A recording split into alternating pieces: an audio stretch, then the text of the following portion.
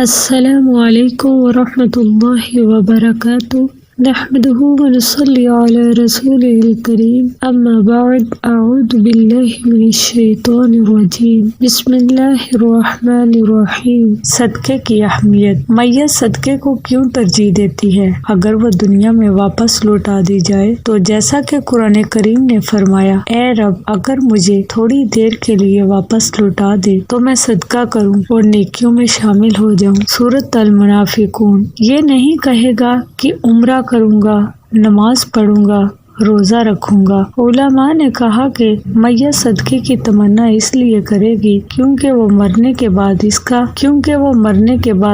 کا عظیم ثواب اپنی آنکھوں سے دیکھے گی، اس لیے صدقہ کثرت سے کیا کرو۔ بے شک مومن قیامت کے دن اپنے صدقے کے سائے میں ہوگا۔